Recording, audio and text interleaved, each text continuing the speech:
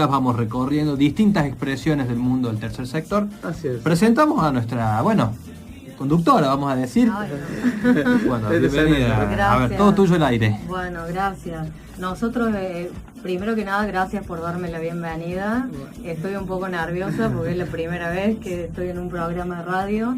Y bueno, como primera invitada tenemos a Eugenia Etkin, que es licenciada en Comunicación Social, magíster en Comunicación Institucional y docente también en comunicación para las organizaciones.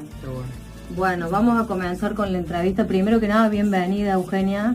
Bueno, muchas gracias al espacio que nos han cedido, gracias por invitarme y bueno, acá para aportar al mundo de las ONG. Bueno, Eugenia, sabemos que has escrito un libro que se llama Comunicación en las Organizaciones Sociales. Sí. ¿Qué nos puedes contar de tu libro? Bueno, esto surge en la necesidad de, no sé si saben la cifra que hay en total de ONG en el país, hay cerca de 180.000 organizaciones sociales. Eso hace que sea un actor social muy importante. No había mucha bibliografía y más que bibliografía teórica era una bibliografía práctica que se pudiera implementar a partir de que las pudieran implementar las ONG. Sucede como en el mundo del campo de las comunicaciones populares, en general los pocos recursos que se tiene, se inventa lo que se puede, se hace lo que se puede. Entonces este libro vino como posibilidad de instrumentar acciones de comunicación posibles para las ONG. Ese fue la iniciativa con la que partimos. Bueno, ¿y qué nos podés decir de cómo es la comunicación en las organizaciones sociales? Bueno, difiere absolutamente de otro tipo de comunicaciones o otro tipo de empresas, no es lo mismo, no tienen la misma lógica, no tienen el mismo fin. La comunicación comercial lo que busca es ganancias, obtener ganancias y eso es un negocio. En cambio la comunicación popular y la comunicación comunitaria lo que busca es incidir en la comunidad y atender aquellas problemáticas que los medios, que otro tipo de medios no la atienden. Entonces es muy importante que la comunicación comunitaria tenga sus propios espacios. Esto es un ejemplo, y un ejemplo de hace años, batallando contra otro tipo de medios y otras voces.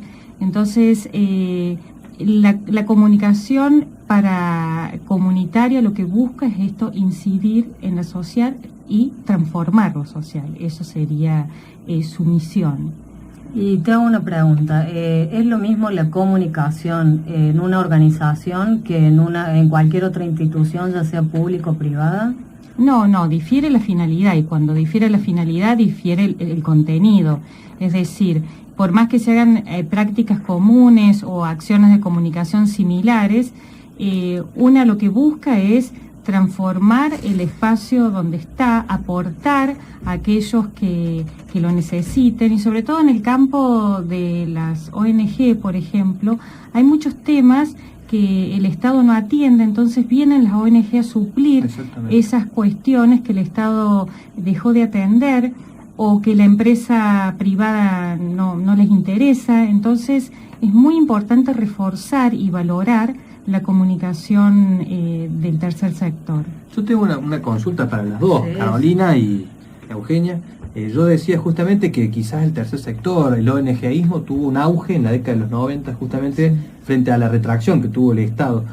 ¿Cómo se posiciona hoy este sector en otro contexto político? Vos el número que me das es muy significativo, ¿no? Sí. Es decir, siguen habiendo muchísimas ONGs. Sí, es significativo. Yo creo que hay dos hitos históricos, uno los 90, que vos decís con la retirada del Estado, y el otro hito significativo es después del 2001, donde empiezan todos unos movimientos sociales y las ONG a crecer, ONGs con mucha fuerza.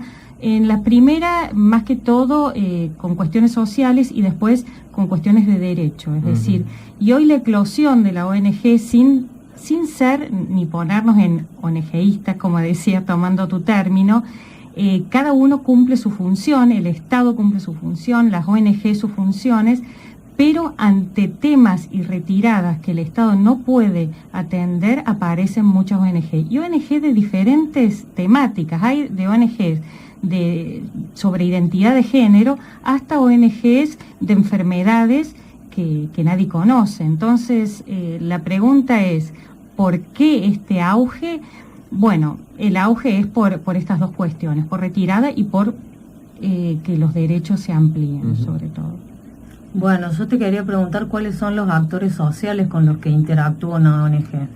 Bueno, el principal es el Estado. No creo que ningún actor solo pueda llevar a cabo acciones con fortaleza.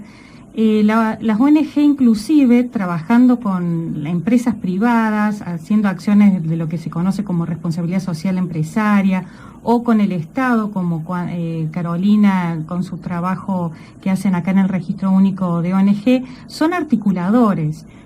Muchas ONG hacen trabajos en conjunto con el Estado y promueven, bueno, lo que se conoce en sociología como capital social, es decir, estas redes, estos lazos que fortalecen a la sociedad civil. Ese es el legado que deberían tener las ONG. Vos en tu libro hablas de capital social ampliado. ¿A qué haces referencia con eso?